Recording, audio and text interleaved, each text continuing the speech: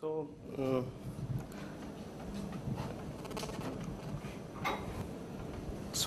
I will be talking a bit about a particular automata-based model for web services, and then I will talk about a few areas of research in web services. Okay, so here is the definition of concurrency which I got from Wikipedia. Please forgive me. And this is the classical this Dunning philosopher problem. Okay, I'm not going to solve this problem. So in concurrency we have concurrent computations. So computations are processes, threads, okay, so which may be executing on multiple cores in the same chip or different chip or physically separated processors, or it can be threads on the same processor. Okay, so as you may know, this concurrency first cropped up in operating systems, and it is ubiquitous in database management systems. Okay, so in operating system the processes compute for access to CPU, and in database management systems processes compute for access to data. And due to concurrency there are a lot of consistency issues.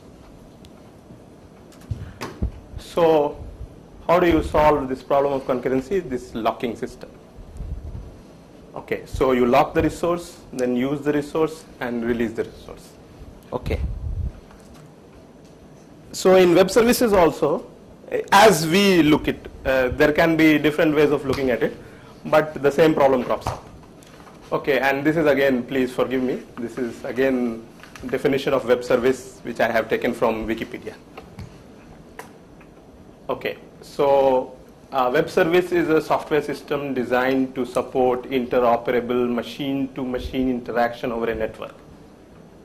It has an interface described in a machine processable format, which is called WSDL, and other systems interact with web services in a manner prescribed by its description using SOAP accesses. I don't know what does it mean, but I understand this picture. Okay, so in web services you have two things basically. So one is here. So this is the thing. So this is the service. This is the service provider, and this is the service requester. These are the two things. What is going on behind the scene, WSDL, SOAP, or UDDI, whatever it is, it does not matter. Okay, we have a service provider. It's a program which is doing something, and here is a service requester which is trying to get service from the service provider. This is it. There is nothing more in web services. So basically what is going on, it's a client-server system. So here is a server and here is a client. Okay, so it's a classical client-server system. But there are other things, like this service provider may not be a standalone program. It may be a composition of many programs. Okay, so it may many web services may compose together to form one web service. That's a separate issue. But that the whole thing you may compose it in one computation. Okay, so this is a classic case of client-server systems. So there are two things. So there are two components. One is the service provider, another is the service requester or consumer. So what I am trying to say is this. I am trying to say is that web service, so the service provider is a resource. Okay, and the client is a process which wants to access that resource. This is my thesis. So I am trying to say is this, like in operating system you have a CPU which many programs are trying to access. Similarly here It's a web service. So the service provider is a resource, and the clients are trying to access that resource. Okay, so this is my thesis. And my thesis, what I am trying to say is that I am trying to map that concurrency which is there in operating system in terms of access to resource here. So that's what I am trying to say. So I am trying to say that web services are inherently concurrent in that way. It's not entirely correct. It may not be entirely correct. There may be concurrency issues due to different other reasons. But here it is due to this way. If we see it as a client-server system, then the concurrency crops up in this way as a resource, contention for the resource. And the resource is the web service provider. Okay, several service consumers compute for the service offered by the service provider. Okay, so this problem can again be solved by using a different kind of locks. And I'm trying to say that this is lock system. This is a locking system which I call it a session paradigm. So establish a session with the web service provider, and that way you lock the service provider, and then you work with the web service provider during the session, and then you terminate the session. So this is a lock use, the same paradigm of lock use resource. I am calling it as session paradigm, which I can do, isn't it? So this is the classic client-server paradigm, and the client-server paradigm, using having sessions, is solving the problem of resource contention in this way. Okay, so we talk about client-server system, and in this, so I jump to client. So instead of talking about web services, I talk about client-server system. Okay, so this is where I have a single server and multiple clients. So how many clients? So we say that large number of clients, unknown number of clients, unbounded number of clients, which basically comes up all the time. For example, if you are trying to book a ticket on a railway using ICRTC, so there is a web service. There is a web service for maybe train number 2016. So unbounded number of customers are trying to book the ticket on it. We don't know beforehand how many people are trying to book a ticket on 2016. So we don't know how many clients are there. We know that there is a web server for 2016, but how many clients are there for that thing, we don't know. So we have unbounded number of clients and a single server. Okay. So clients send request for the service and the server responds. So we differentiate between two types of client-server systems, discrete and session oriented. This is again, this is not our jargon. This is a standard jargon in the web service community. We call it passive clients and active clients. Okay, why we differentiate between the two? Because actually these two are different, and we will come to know how these two are different. So this is one example of loan approval service. Please forgive me for the figure. It's not, I downloaded it from somewhere. Okay, so this is a loan approval service, and there is a loan officer as server, and there is a borrower as client. So what is going on is that there are many people trying to borrow from a bank. Okay, so they go to, so this service is going on online. Okay, you don't need to go to the bank for the loan. So you log on to a loan of, so via browser you open a client service, and you connect to a loan officer, which is a web service, and you try to get a loan. Okay, these things are there in, these things are not available here, but they are going on. So there are, even if you go, so if you try to find, there will be a lot of information of loan approval service on the net. Okay, so the client gives a request, and the server either says yes or no, nothing else. This is another kind of client-server system. This is why we are differentiating between the two. Actually, so we say that this thing is a passive client system because the client simply sends a request and waits for an answer from the server. And here this is an active system in which this thing is a server. So that this is a travel agent web service. This is a server, and these things are actually the clients. Okay, so there are and the clients are interacting with the travel agent, and there are multiple interactions between the two. Okay, in the case of passive client, there is only one interaction. So a request is sent and yes or no comes. Here there are multiple interactions between clients and server. So that's the way these three things are different. Okay, so here is a model for passive client services. Okay, this is a automata based model. So actually what is going on here, it may look a bit intimidating, but what is going on here is that there are different types of clients. So this gamma 0 contains the types of clients. So that depends on service actually. So if suppose in the case of loan approval service, so I say if there are maybe I will allow a request for maybe 5,000, 10,000 and 15,000 and not more. And these are the only 3 possible requests. So for each slab, I have a different client type. That is what is going on. So if I want a 5,000 loan of 5,000, I actually log on as a client of type 5,000. Okay.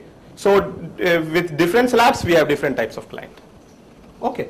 And so what is going on? This the server, what it does is that when it gets a request from a client, it simply it remembers that how many requests I have got for 5,000, how many requests I have got for 10,000, how many requests I have got for 15,000, and so on. It just actually counts the number of requests for each client types. Okay, and depending on the cache it has on hand and the number of clients, it says yes or no. Okay, that's what is going on. So and this so it's a finite state system, but because it is counting the number of states, the real number of states, because it's a counting is going on, the number of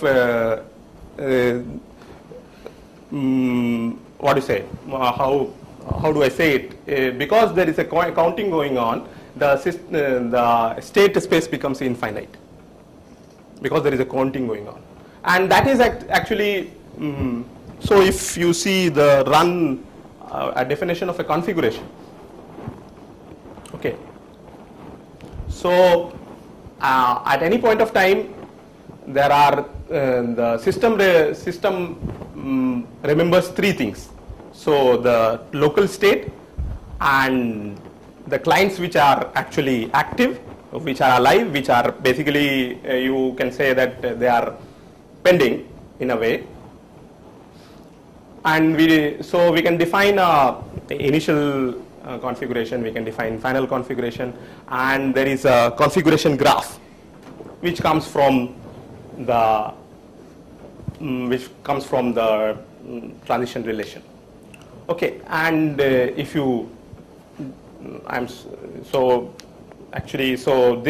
this configuration graph is due to the C, because the C can be large, this configuration graph is infinite, is a graph which has infinite number of nodes, potentially infinite number of nodes.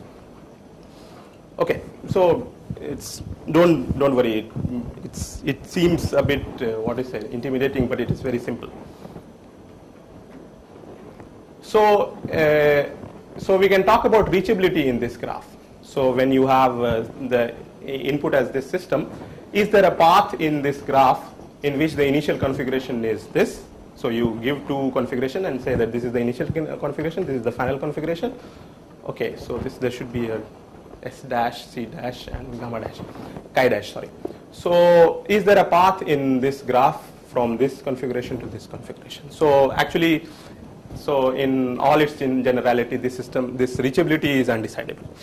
But we will see later, we won't see, but we will simply state that actually this system can be encoded into multi-counter automata actually, because there is only counting going on. So because we can encode this system into a multi-counter automata where no zero test is going on. So and reachability is decidable in multi-counter automata. So reachability becomes decidable here. So we can do a lot. So this system, in a way, you can say that this system becomes manageable. So we can say we can verify this system. If I am defining web services using this system, then I can verify a lot of properties of this system. Okay. So this is one very simple example of SPS, in which this system actually admits a client request. Okay, so in its initial state, it admits a client request and nothing else. It does nothing else. So you see, it starts from this state, and so this configuration, it admits one, and it remembers the type of the request, and just so here one is admitted, then two is admitted, three is admitted, and so on. Okay, so the number and the configuration, so this path can be infinitely large path. There can be infinite number of configurations here. Okay. So this is a system with one pending request. Okay. So here you admit one request and then you answer. So at any point of time there is only one pending request. So the model can be extended to a model for active client systems. And here in this case, what is going on is that every client system, so for every client type, I have a small finite state machine. So I have a small finite state machine for every client type. So the client does many things. It not only sends a request and receives an answer, but it can do many other things. Okay, so this thing can also be, I will skip these things. So this can also be encoded into a multi-counter automata, a larger number of multi-counter automata, and here also some kind of counting is going on. So and here in general the reachability will be undecidable, but because we can encode it into multi-counter automata, the reachability becomes decidable, and the same kind of, so we can verify these things. We can define properties of such web services and verify those properties. One question, can you interpret one configuration here like SC, chi and pi? And what do you mean by this configuration, and what do you mean by the reachability problem, that we have a path from here, this configuration to this configuration?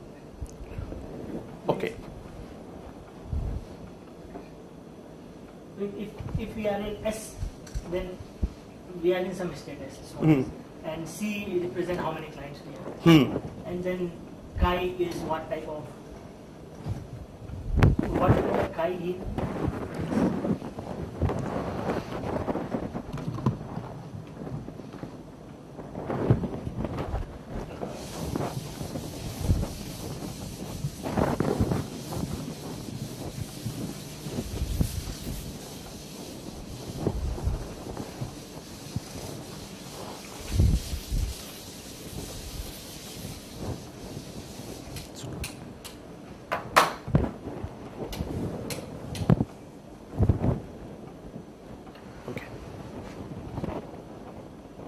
So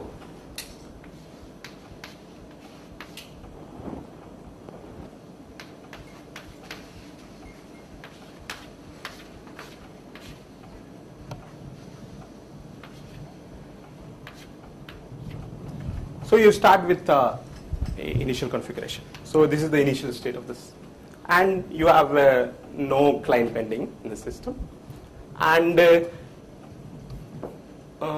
so there is no information about the client in your system. Okay, so you admit the. So actually, so I should not be having all these things.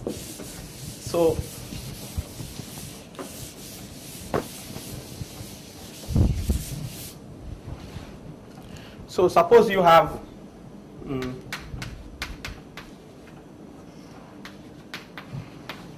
you allow two type of clients. Okay, so for every client you define the client alphabet. Okay, and there is a small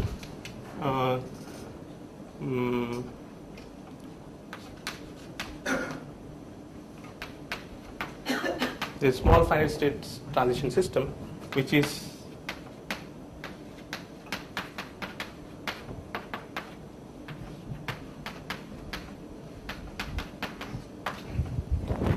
there is a finite state transition system defined for each client.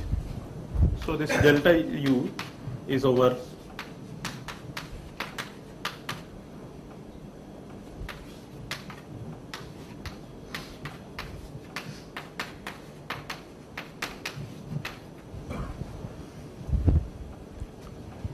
okay.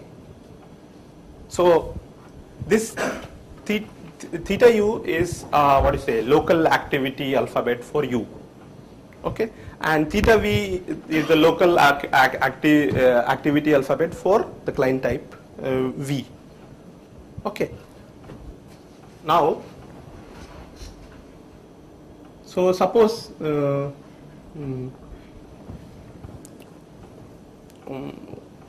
what happens?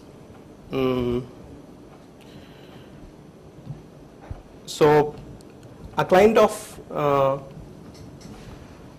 and the whole transition system, the complete transition system, so which manages all the clients. Okay, so that thing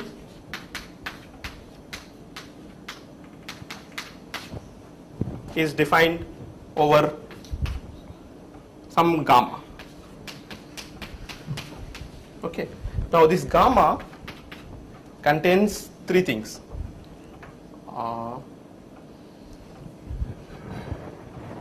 This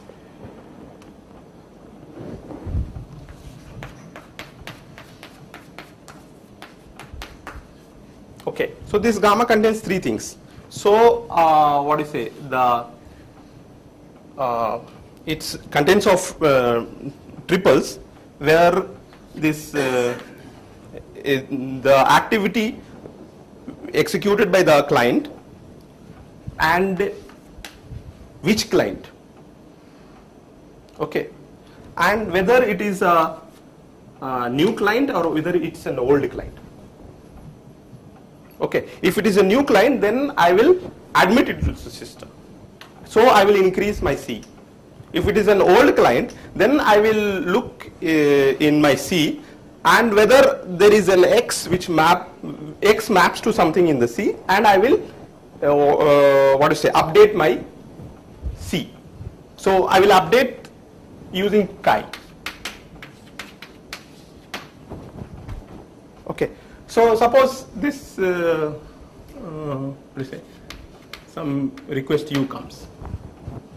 Okay, it's not exactly request U, so I will go to some state, add 1, okay, and when the client moves sends a request, so it moves from some state to some state. So I will add some Q dash. Okay, so sorry, here is a 1. and this pi contains information about the local variables, so the variables, the binding of the variables, okay, which is not actually much, okay. So, and sorry, this is x1, okay, and if it is suppose 0, then there is nothing there, so I will get stuck, okay. And then suppose I do some theta x0, then I will go to some s2, and 1 will go to some q double dash, okay. So essentially what is going on is that for each client state I have a counter, okay. So I don't remember actually, so I don't remember which client is in which state. I remember only how many clients are there in this state, okay. So there are all possible client states, so I take all possible client states. For each client state I have a counter, okay. So I just count how many clients are there in this state, and if there is a transition going on, so then I will decrease one counter and increase one counter, okay. That's what it is going on, and I don't worry about, so there are variables floating around, but those variables are not bound to some particular, what is a client name. They may change, it does not matter, okay. That is just for defining things, okay. So if there is a client transition from some q to q dash, I don't worry whether it is in 23 or 24 or 25 or 42, okay. So there is one client goes from this state to this state, just that's what I remember, okay. So it's very important that the client transition systems are defined beforehand, because accordingly how many states are there in the client transition system, I will construct a counter,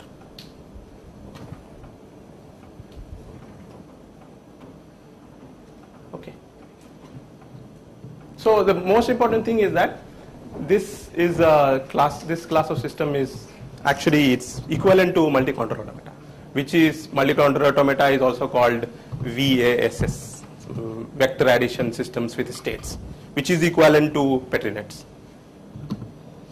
okay. So it's what to say, we can encode these things directly into Petri nets, okay.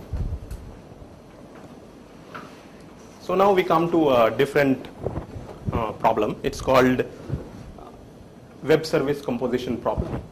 It's a very, what do you say, it's a it has been a, what do you say, hot area of research in web services for a long time, okay. So as if you remember that picture,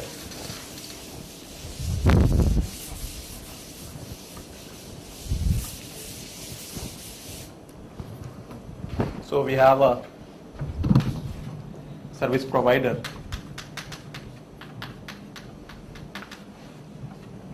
and service requester, and there are a lot of things that doesn't. So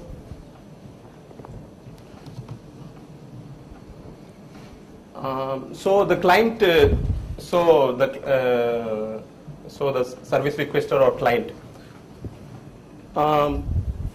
sends some request to the service provider, and it may be possible that the client request cannot be satisfied by any single web services, but there are many actually.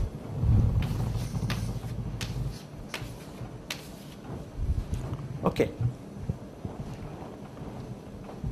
Okay, so but the request can be satisfied by combining the parts of this all these web services. So here, so in fact, this is a better. So I have an example with me. Okay. So there are these 4 web services. One is for booking airline tickets. One is for booking accommodation in hotel. One is for booking train tickets, and one for registering in an event. Okay, so these are simple web services which do simple things. Okay, now so what a client wants to do is to book a ticket and book a room in a hotel and register for the event. He wants to do 3 things. It does not matter for him whether the ticket is booked through airline, whether it's an airline ticket or a train ticket.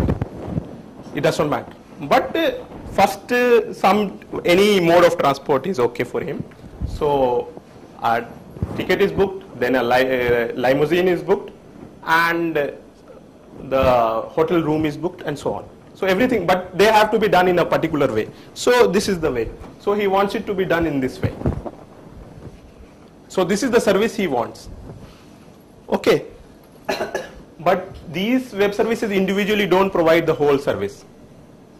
But you can compose these web services and you can get this web service. Okay. So here you have, what do you say, these 4 finite state machines, 4 finite automata. Okay. You see, here this is a shuttle. So shuttle is also booked. But here no shuttle is booked.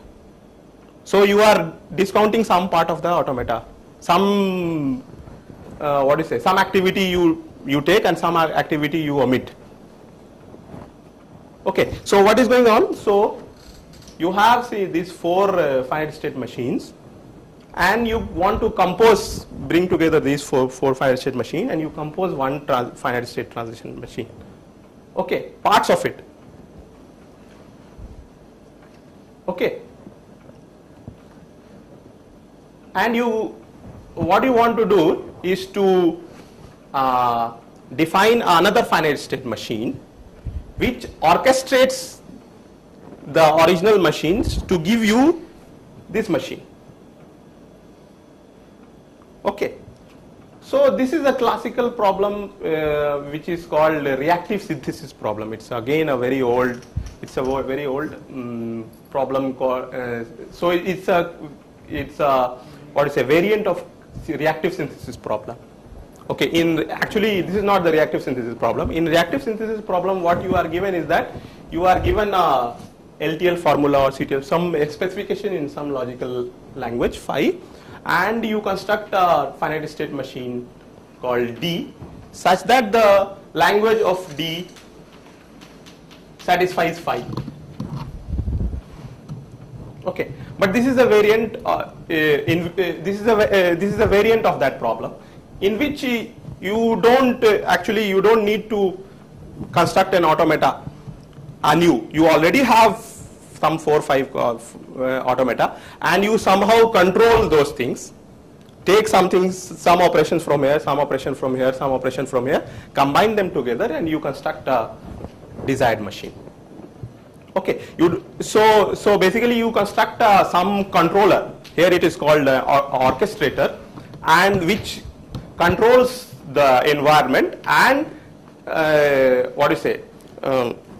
executes the machines in CW such that the ultimate behavior is according to T. Okay, and many people have solved this problem in different ways, and one is called Roman model. Okay, so it's many people in this model, each service in the community of web services is defined as a non-deterministic finite state machine.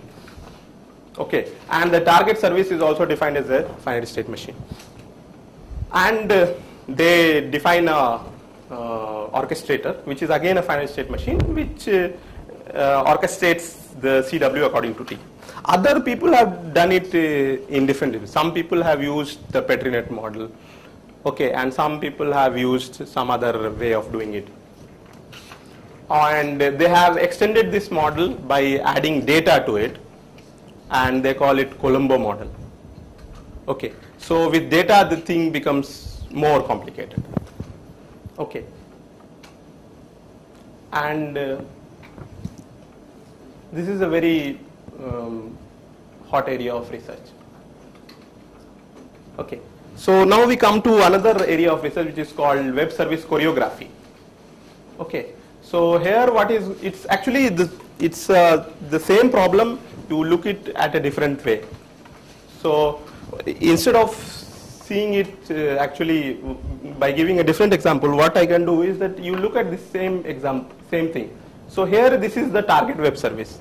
So it can be a complicated web set of behavior. What you can do is, so they call it choreography. Okay, in the web service choreography community they call it a choreography.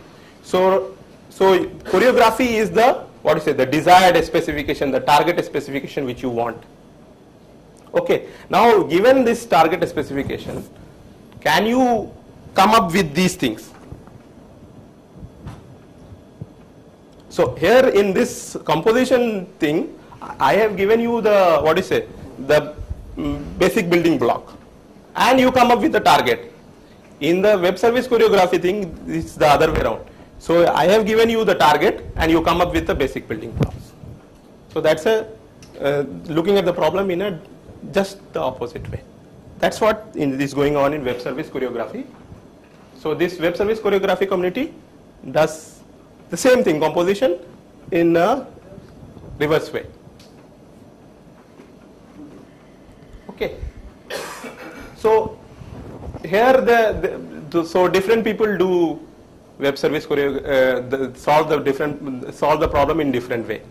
So some people use it this automata based choreography model business. So the choreography is so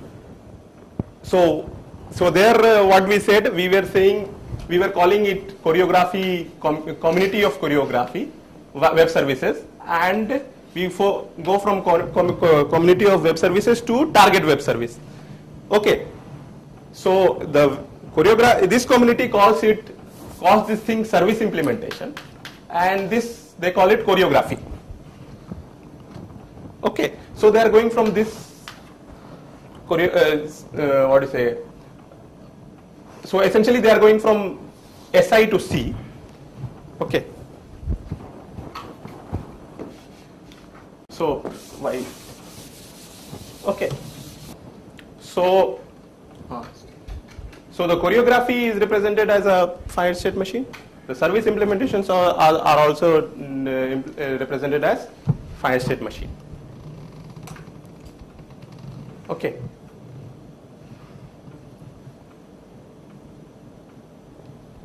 But the point is, so okay, so there are two problems. So apart from so this problem is called realizability problem, where you've given a choreography, you have to come up with implementation. This is called realizability problem. Okay, and there is another problem which is called conformance problem, in which you are given a choreography, you are given a service implementation, and you say that you want to ask whether the language of the service implementation is the same as the language of C. Okay, so the input is both C and I. In one case the input is C and you have to come up with I, and in this case you have the input is C as well as I, and you want to check whether the language of I is same as language of I. Okay.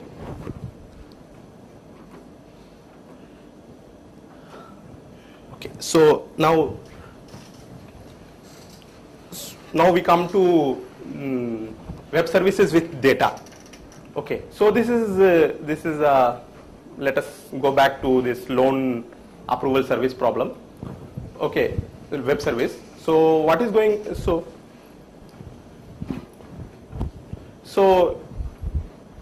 this the applicant it wants to get a loan. Okay, so the applicant, he or she sends an application to the loan officer, and what loan officer, the thing is that here the loan officer has a database along with him. So the database contains the information about all the, what is it, people who have applied to him, who have what is it, account, a bank account with in that bank, and those people who have asked in their what is it, their identity information and all those things. Okay. And there is an independent credit agency which gives credit ratings. Okay. So whenever this loan officer gets an application for a loan, it sends a message to credit agency with the information about the applicant and wants credit rating. Okay. So the credit agency, looking at its own, so the credit agency also has a database about a lot of people with him. Okay, it will send some rating. So it may be high rating, low rating, middle rating, and all those things. Okay, so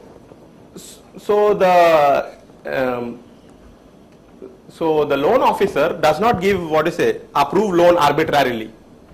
If the applicant has excellent credit rating, then it will accept straight away. If the credit rating is poor, then it will reject straight away. If there is something in the middle, what it will do is that it will get the credit history from the credit agency, send it to the loan manager, and then loan manager will decide. So essentially there is again some choreography going on, but there is data. Okay, so this credit agency has a large database. The loan officer also has a large database. Okay, and if you want to model this thing as a state machine, as an automata, okay, then this thing is actually, because of data, this thing is infinite. Okay, so what do you do with it? So if you want to say that, okay, we will write a web service. Okay, so it's a web service for loan officer, web service for credit agency, web service for loan manager. Okay, and this thing is done, is automatically. Okay, and I want to make sure that the application for a loan is processed correctly. Means people with excellent rating get loan straight away. People with poor rating get rejected straight away. So how do you make sure that this thing is correct? So this web service, if you have these web service and they compose together, they work together and process the application correctly, you have to verify it somehow. So how do you verify it when you have database, large data along with you? Okay, so this is it's a difficult problem. It's a difficult problem to address, difficult problem to solve. Okay, but there is a community who are trying to come up with subclasses of problem. So clearly you can't put a bound on data, because then this thing becomes there is no point having a bound on data. It becomes immeasurable. The whole problem becomes laughable, in fact. So how do you verify these things? So one way to verify this thing is that even though the underlying system is infinite state, you come up with properties which are decidable, properties which you check efficiently. That is possible. If you can, there are logics. So you can define logics which you encode appropriate properties which are good enough. You can't, of course, you can't check everything. but you can come up with those properties, and those properties are good enough actually. Those like those specification languages, they are good enough to solve a lot of problems. Okay. So this is one. So here what they have done is that they make sure in this particular case what is going on, that each web service has a database, and that database remains fixed throughout the series of interaction, and whatever the changing part of the database is modeled as state.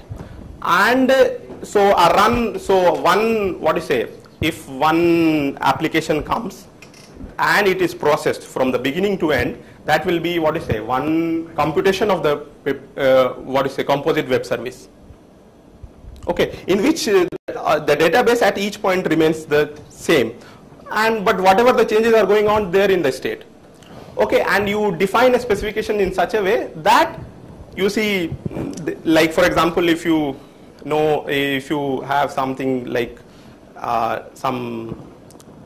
if you understand a bit of logical logic, then what is going on? So if at each point, if you have so you can, the properties which you want to check, you can break it down into two. So there are some properties which can be checked locally, and there are some temporal properties. Okay, so if you can somehow, what do you say, break it into two cleanly, that the local properties are completely, what do you say, isolated from the temporal properties, then the whole verification problem becomes decidable. Okay, so this way they solve this problem. So this composite loan approval web service should operate according to some bank policy, and this is the bank policy, that the loan officer can make independent decision for some cases, and for all other things it will ask the loan manager. So, and this thing can be actually encoded into what is a decidable specification languages, and then that can be checked. Okay, so now we come to another, what is the area of research, which is entirely different from what we have been talking about till now. Okay, this has something to do with type systems, so which appeals to Robin Milner, and Robin Milner said that well-typed programs can never go wrong. So what does this mean? This means that if you write your programs in a programming language which is well-typed, means, like for example in C, you give a type to every data. Okay, so if I somehow write a program and I can give a type to every, what do you say, component of the program, and inductively I can, so I start from some small variable, I give it a type, and I will go to larger components of program, and each component I give a type, and ultimately the whole program I give a type. If I am able to give it a type successfully, this is called typability problem. So if I am able to do this successfully, then the program, we call it well typed. C is not well typed actually. So if then Milner says that if the program is well typed, if the language is well typed, then whatever program you write, okay, that program will never get stuck. So whatever you want to do in that program, that thing will be done successfully. Okay, for example, if you, here is a programming language. It's actually, it's a lambda calculus. It's a programming language. Okay, it's a, in fact, lambda calculus is equivalent to Turing machine, but it's a, what to say, it models actually sequential computations. So this is a lambda calculus which has type. So it's a typed lambda calculus. So if you look at it, so you have some, this in C, and basic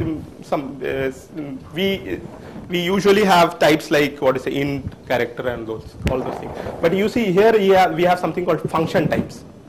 So means you can have what is say complicated constructs in your programming language, and you can give types to each. So you can give a type to your functions also. So you can give type to programs also. So so for each, so if you have a program, if you define a programming language along with a type system and a machinery to give types to each objects in your programming language. So you have, for example, for for your typed lambda calculus, you give a type rules. Okay, and then if you write a program in typed lambda calculus, then it is well typed and it will work correctly. So what we are trying to say is that if you have web services, okay, and web services are working to some according to some choreography. So if I can give a type to say a function in your, if I have a programming language which writes some functions, integer and all those things. If I can give types to integers and all those things, why not I can give a type to interactions, message passing. There is a communication going on. I can give type that communication.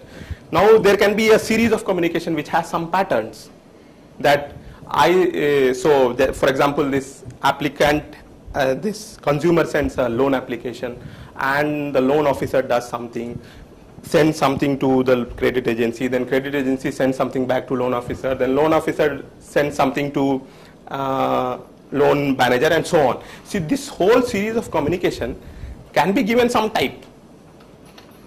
Okay, so so why can't we write a programming language in which I can write such web services? Okay, which can type interactions, which can type large bits of message passing going on between two or more web services. So people have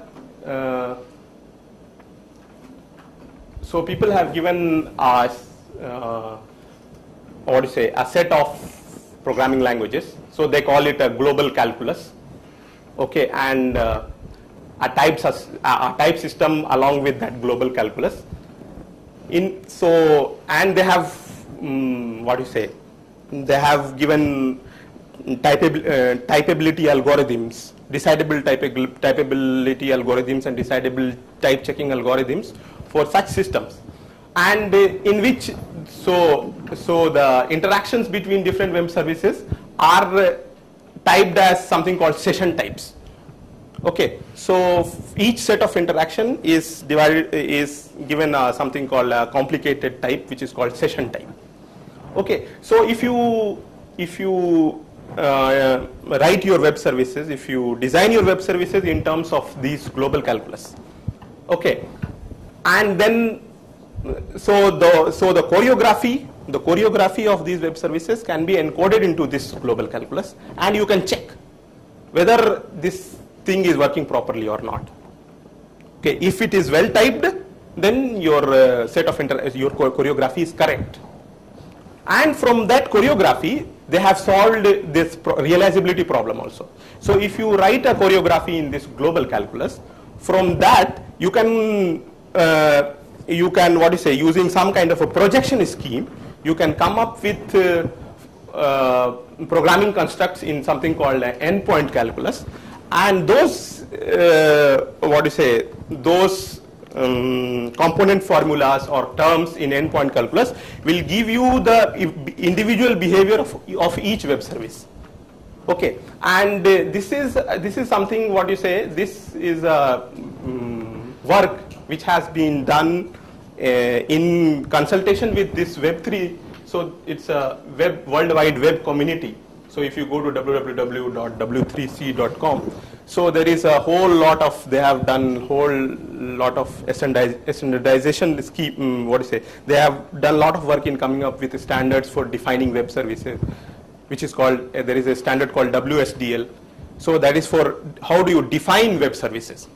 Then they have defined something called, they have come up with a standard called WSCDL. So how do you define a standard for defining choreographies?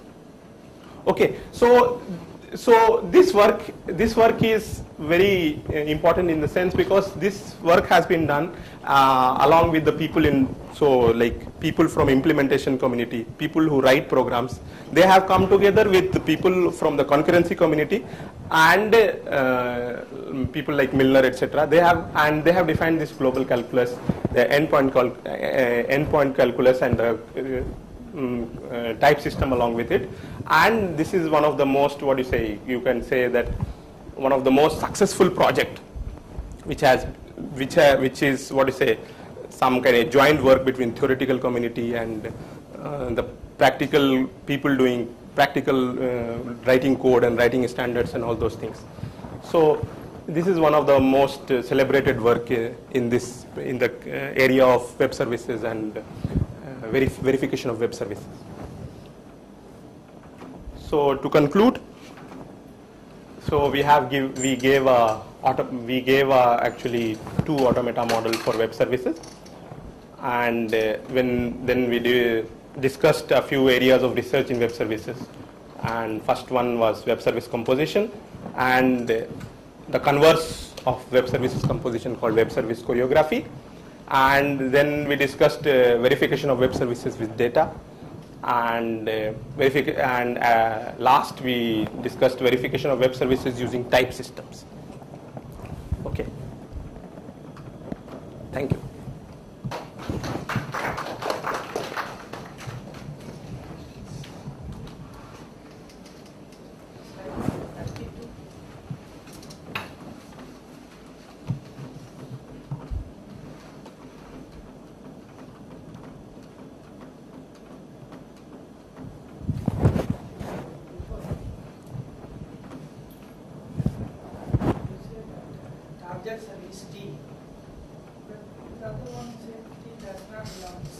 Yes. That's what, no. You see, this is CW. So this is the community of web services. There are 4 web services in this community. And this is my target web service. This is not there in here. Because you see, there is you are booking plane ticket and booking as well as booking hotel ticket. There is nothing called, this plane is here. So some other web service is booking plane ticket and some other web service is booking hotel room. So 2 web services are doing 2 different things, but you want to join together and come up with a web service which does everything. Okay.